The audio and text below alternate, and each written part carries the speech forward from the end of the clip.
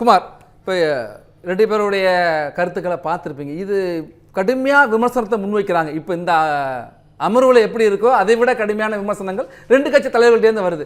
இது அரசியல் ரீதியாக வருதா இல்லை தனிப்பட்ட வெறுப்பின் வெளிப்பாடா? இல்லை, இது நீங்கள் எப்படி பார்க்கணுன்னா, பிரிட்டிஷ் காலத்துலேயும் பிரிட்டிஷ்க்கு எதிராக போராடினாங்க. அன்றைக்கும் அரசியல் தலைவர்கள் இருந்தாங்க. அன்றைக்கும் இந்த மாதிரிலாம் கண்ணியக்குறைவான வார்த்தைகள், டபுள் மீனிங் வேர்ட்ஸ் எல்லாம் பயன்படுத்தினதில்லை. 47லேருந்து 52லேருந்து 67 வரைக்கும் காங்கிரஸ் ஆட்சி நடக்கும்போது கூட இந்த மாதிரி ஒரு வார்த்தையை கூட நம்ம மேற்கோள் காட்ட முடியாது. அப்போ அவ்வளோ மோசமான வார்த்தைகளை யாரும் பயன்படுத்தினதில்லை காங்கிரஸில் உள்ள தலைவர்கள்லாம் கூட. 67க்கு பிறகு நீங்கள் founder of the DK mister Periyar அவர்கள் என்ஜாய்மெண்ட் வித்தவுட் ரெஸ்பான்சிபிலிட்டின்னு ஓப்பன் பண்ணதே அப்படி தான். என்ஜாய்மெண்ட் வித்தவுட் ரெஸ்பான்சிபிலிட்டி அப்படின்னா அதுக்கு மீனிங் என்னென்னு நீங்கள் பார்த்துக்குங்க. இப்போ அது நடைமுறையில், இப்போ அது லிவிங் டுகெதருக்கு தான் அது. அவர் அன்னைக்கே அதை சொல்லியிருக்காரு. அதுக்கு அதை இப்போ இதான் அவர் அன்னைக்கே அதை சொன்னார். அதை தொடர்ந்து நீங்கள் அண்ணா குட்டியும் சொல்லலாம், பானுமதியும் அவரையும் பற்றி பேசும்போது கேட்கும்போது சொல்லுவார், ஒரு இடத்துல சொல்லுவார், அவர் பணிதாண்டா பத்தினியும் அல்ல, நான் முற்றும் துறைந்த முனிவரும் அல்லன்னு அண்ணா சொல்லியிருக்காரு. சொல்லப்படுச்சு, பேசுனாங்கன்னு தெரியாது, நிறைய வந்திருக்கு, அதெல்லாம் இல்லைன்னா இல்லை. அதுக்கப்புறம் கலைஞர் சொன்னது வரிசையாக இருக்குது. அது போல் ஒருவேளை உதயநிதி ஸ்டாலின் அவர்கள் தன்னுடைய தாத்தாவுக்கு இவ்வளவு இத்தனை வருஷம் முதலமைச்சராக இருந்ததுக்கு இதெல்லாம் தான் காரணம்னு நினச்சிட்டாரா என்னன்னு தெரியாது. அப்படி பேசக்கூடாது என்பது என்னுடைய தாழ்மையான விண்ணப்பம். இந்த மாதிரிலாம் டபுள் மீனிங்கில் பொது இடத்துல பேசுகிறதுங்கிறது அவங்களுக்கு சகஜமாக பயன்படுத்திக்கிட்டு இருக்காங்க. அது நாகரிகமும் அல்ல, பண்பாடும் அல்ல. அதை அரசியல் ரீதியாக 1000 காரணங்கள் இருக்குது, 1000 குறைகள் இருக்குது. லஞ்சத்தை நிறுத்திட்டேன்னு சொன்னாங்க, லஞ்சம் இன்னும் அது முழுசாக நிறுத்தின பாடில்லை, எங்களை குறை சொன்னாங்க, இன்னும் நிற்கலை, ஒரு சில இடத்துல அறிவிப்புகளோடு தான் நிற்கிது. இப்படியெல்லாம் பேசினா அது நாகரிகமானது. ஆனால் இந்த மாதிரி பேசுகிறதுங்கிறது யாரும் ஏற்றுக்க முடியாது. அதை அவங்க தவிர்க்கணும். அது அரசியலுக்கு பின்னால் அது அடுத்த ஜென்ரேஷன் அதையே ஃபாலோ பண்ணுவாங்க. நம்ம இப்போ மேற்கோள் காட்டுறோம் இல்லையா, அதையே தான் பின்னால் இன்னும் அடுத்தால இன்னொரு 25 வருஷம் கழிச்சு அவர் அப்படி சொன்னார். நந்தினி சொல்கிறாங்க, முதலமைச்சர் தான் அப்படி ஆரம்பிச்சு வச்சாரு. முதலமைச்சர் என்ன ஆரம்பிச்சு வச்சாரு? முதலமைச்சர் என்ன ஆரம்பிச்சார்? அவரும் அதையும் பண்ணியிருக்க வேண்டியதில்லை. நான் அந்த அன்னைக்கு விவாதத்தில் நான் அதை பற்றி சொல்லியிருக்கேன். அவரும் அப்படி பேச வேண்டியதில்லை அவசியம். 1000 காரணம் இருக்குது சார், லட்சம் குறைகள் கண்டுபிடிக்கலாம். அரசியல் கட்சியில் நாங்கள் உங்களுக்கு அதை செய்கிறோம், இதை செய்கிறோம், வானத்தை வில்ல வளைக்க போகிறோம்னு சொல்லி ஆட்சிக்கு வந்துடுறாங்க. யாராக இருந்தாலும் சரி, வந்த பிறகு அதை எதையும் செய்கிறதில்ல. அப்போ செய்கிறது இல்லைன்னா அதை விவாதத்துக்குள்ளாக்குவாங்க. அப்போ கண்ணியமாக பதில் சொல்ல கற்றுக்கணும். அதை விட்டுட்டு நேராக சினிமா பஞ்சு டைலாக்கெல்லாம் பயன்படுத்துறதுங்கிறது யாராக இருந்தாலும் தவறு. அதுவும் திரு உதயநிதி அவர்கள் பயன்படுத்தினது ரொம்ப நீங்கள் எல்லாரும் சொல்கிறபடி எல்லாரும் இப்போ இருக்கிற ஊடகங்களில் அது ரொம்ப வேறு மாதிரி சித்தரிக்கப்படுது. அதுக்கெல்லாம் ஏன் இடம் கொடுக்கணும்? அதே போல் இன்னொரு இடத்துல சொல்கிறார், என்ன நோக்கத்துக்காக அந்த ஆர்ப்பாட்டம் நடந்துச்சோ அந்த கருத்து வெளில போகல. ஆமா, அந்த வெளில அதிகமா போகுது. ஆமா, அது விவாதத்திற்குள்ள. அதை தவிர இன்னொரு இடத்துல சொல்றாரு, திருட்டு லாட்டரி விற்கிறவர் ஒரு அமைச்சர் அப்படிங்கிறாரு, திருட்டு விசிடி விற்கிறவர் ஒரு அமைச்சருங்கிறாரு. அப்புறம் அதாவது என்ன, பிளாக் மார்க்கெட் டிக்கெட் விற்கிறவர் ஒரு அமைச்சர், உருட்டுக்கட்டை எடுத்து அடித்தவர் ஒரு அமைச்சர், போதை போடுற அமைச்சர் ஒருத்தர் இருக்காரு. இப்படி சொல்றாரு, ஜோக்கர்ஸ்ங்கறார் அமைச்சர். அவர்களை எல்லாருமே அரசியல் சட்ட ரீதியாக மக்களால் தேர்ந்தெடுக்கப்பட்டு ஆளுநரால் பதவி பிரமாணம் செய்யப்பட்டு இவரும் துணை முதலமைச்சராக இருந்தார். அப்படி பேசக்கூடாதுன்னு அவருக்கு தோணலை.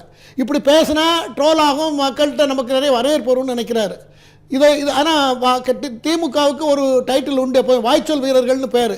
வெறும் வாய்ச்சொல்லிலே இருந்தாங்க, இப்போ டைரெக்டாக அட்டாக் பண்ணுறாங்க. இதை தவிர்க்கணும். அதில் எனக்கு மாற்று கருத்தே கிடையாது.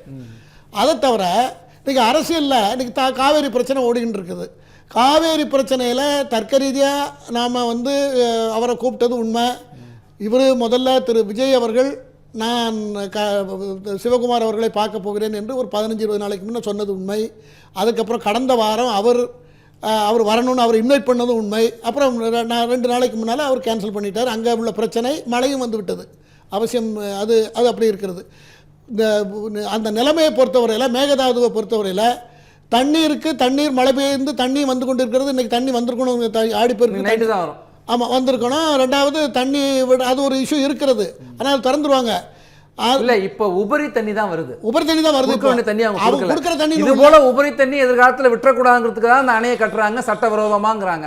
அதுக்கு நம்ம சரியான நடவடிக்கை எடுக்கல, அனைத்து கட்சி கூட்டத்தை ஏன் கூட்டலைங்கிறாங்க. இல்ல, அனைத்து கட்சி கூட்டத்தை கூட்டுறதுக்குரிய அவசியம் இன்னும் இப்போ அரசியல் கட்சியை கூப்பிட்டு கேட்கறதுங்கிறது என்னதுன்னா, இன்னைக்கு கேஸ் ஃபைல் பண்ணியிருப்பாங்க, சுப்ரீம் கோர்ட்டில் பண்ணியிருக்காங்க. எல்லாரும் பேசுனதே பேசிக்கிட்டு இருக்க வேண்டியதாங்கிறது விஜயை பொறுத்தவரையில் செயலுக்கு அதிக முக்கியத்துவம் கொடுக்கணும்னு நினைக்கிறார். செயல் வேகம் அவர்கிட்ட இருக்கிறது. பேசுறது, பத்திரிகையை சந்திக்கிறது, மற்றவங்களோட கலந்து பேசுறது, இதுக்கு பொதுவாகவே அவருடைய நேச்சர். அந்த செயல் வேகம் இல்லை, அவர் மௌனமா இருக்கிறதுனால தான் டெல்டாவில் இன்னைக்கு இப்படி ஒரு நிலைமை இருக்குன்னு உதயநிதி பேசியிருக்காரு. அதுதான் அது சொல்லுவார். அரசியல்ல 25% செயலும் 75% பேச்சாற்றல் நிறைய இருக்கணும். பத்திரிகையோட கம்யூனிகேட் பண்ணணும். சக கட்சி தொண்டர்களை, கட்சி தலைவர்களை கூப்பிட்டு பேசணும். ஒருமித்த கருத்தை உருவாக்கணும். இதெல்லாம் அரசியலில் தவிர்க்க முடியாத ஒன்று தான். ஆனால் இப்போ தான் அவருக்கு வந்து 2 மாதம் தான் ஆயிருக்கிறது. போக போக அவர் சரியாகலாம். அதுக்காக அவர் கழுத்தை நெரிக்கணும்னு அவசியம். செய்ய வேண்டிய வேலைகளை செய்து கொண்டிருக்கிறார். திமுகவும் மனு தாக்கல் செய்ய போகிறதாக, அவங்க தனியாக போகிறாங்களா அல்லது இம்ப்ளீட் ஆகிறாங்களாங்கிறது தெரியல. அது ஒன்று. ரெண்டாவது, கர்நாடகம் தமிழ்நாடை பொறுத்தவரையில் 125 ஆண்டு கால பிரச்சனை. அது 1892 அந்த பிரச்சனை ஓடிக்கிட்டு இருக்கிறது. 74 வரைக்கும் பிரச்சனை ஓடிட்டு இருக்கு. அப்பப்ப காவிரி 1931 செய்து கொண்ட ஒப்பந்தத்தின்படி அவர்கள் 5 அணை கட்டினார்கள். நாம் இங்கே வந்து தமிழ்நாட்டில் 2 அணை கட்டினோம். 2 மேட்டூர் டேம் ஒன்று, இன்னொரு அணை 2 கட்டணும். 2லையும் 2 கொள்ளளவு 160 டிஎம்சி தண்ணீர் நம்ம தேக்கி வைக்க முடியும். அவங்க இப்போ வரைக்கும் 5 அணை கட்டியிருந்தா 5 சின்ன சின்ன அணை தான் 140 டிஎம்சி தான் அவங்களால தேக்கி வைக்க முடியும். 7 அணைகள் கட்டாங்க, 1000 ஏரிகளை வெட்டிட்டாங்க. பரப்பு 7 லட்சத்திலிருந்து 15 லட்சம் ஏக்கர் சாகுபடி பரப்பை விரிவாக்கி. விவசாய நிலப்பரப்பு நம்மளை விடையும் கர்நாடகாவுக்கு அதிகமாக இருக்கிறது. நம்ம பாப்புலேஷன் நமக்கு தான் அதிகமாக இருக்கிறது. நிலப்பரப்பு நம்மளை விட அவங்களுக்கு அதிகம். ஆனால் பாப்புலேஷன் நமக்கு அதிகம். ஒரு தகவலுக்காக 1974 மூத்த பொறியாளர்கள் சங்கம் வெளியிட்டிருக்கிற ஒரு ஆய்வு அறிக்கையின் அடிப்படையில் 1974 கர்நாடகத்தினுடைய விவசாய பரப்பு 7 லட்சம் ஏக்கர் தான். ஆனால் இன்றைக்கு அது 15 லட்சம் ஏக்கரா இருக்கு. 7 அணைகளை கூடுதலாக கட்டியிருக்காங்க, 1000 ஏரிகளை வரை வெட்டியிருக்காங்க, பாசன பரப்பை விரிவாக்கிட்டாங்க.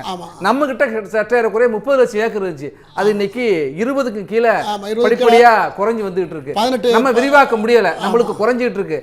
விரிவாக்கிட்டு இருக்காங்க. அதுவுமே இந்த கீழ்ப்பாசன உரிமையில் படியே சட்டவிரோதம்.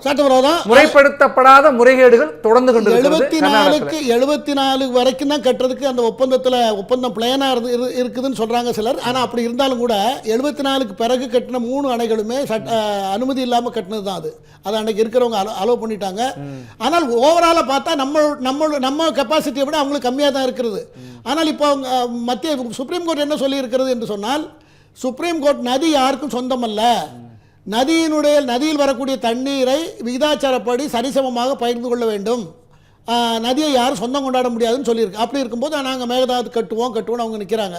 அப்படி வரும்போது மெட்ராஸ் பிரசிடென்சியில் இருக்கும்பொழுது கூட என்ன சொல்லப்பட்டதுன்னா, மேல் தட்டில் அணை கட்டும்போது கீழே உள்ள பிரசிடென்சி, மெட்ராஸ் பிரசிடென்சியை கேட்காமல் கட்டக்கூடாது. அன்னைக்கே எல்லாம் ஒன்னா இருக்கும்போது கர்நாடகா, சொல்லுவாங்க கீழ்ப்பாசன உரிமை அவங்களுக்கு அது இன்னைக்கு இன்னைக்கும் பொருந்தும். அதனால அவங்க எதை வச்சு எப்படி சொல்றாங்கன்னு தெரியல.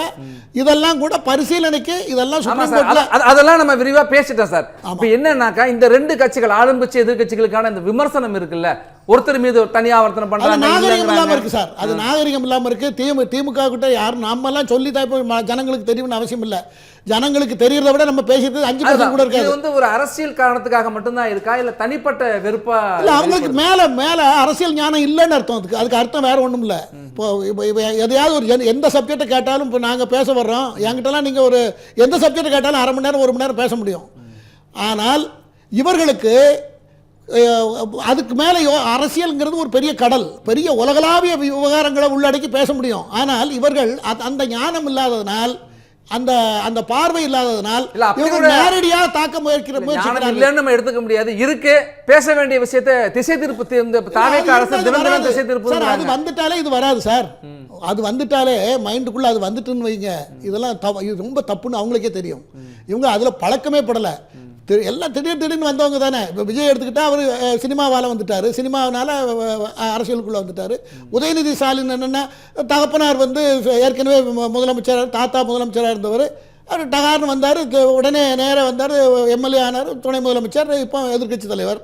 இப்போ இவங்களுக்கெல்லாம் அவங்க எல்லாம் பட்டுட்டு வந்த கஷ்டம் வந்து வாழ்நாள் பூரா கஷ்டப்பட்டு எல்லா கஷ்டத்தையும் அனுபவித்துட்டு வந்தவர்கள், இவர்களுக்கு அப்படி தெரியறதுக்கு வாய்ப்பு இல்லை. ஆகையினால தான் இவர்கள் வந்து இந்த மாதிரி கண்ணியக்குறைவான வார்த்தைகளை பயன்படுத்துகிறார்கள். இருந்தாலும் திமுகவை பற்றி நீங்க யார் எத்தனை குமார் சார், அதாவது திசை திருப்பல் நடக்குதா, ஆக்கப்பூர்வமா செயல்படுறாங்களா? இன்னைக்கு தேதியில இந்த அரசு பதவி ஏற்று 2.5 மாசம் ஆயிருக்கிறது. எலக்ட்ரிசிட்டி பில்லு வந்து எலக்ட்ரிசிட்டி பில்லுக்கு அவங்க என்ன சொன்னாங்க, மாதம் ஒரு வாட்டி, இப்போ 2 மாதத்துக்கு ஒரு தடவை இல்லை, மாதம் பில் பண்ண போகிறோன்னு சொல்லி சொன்னாங்க.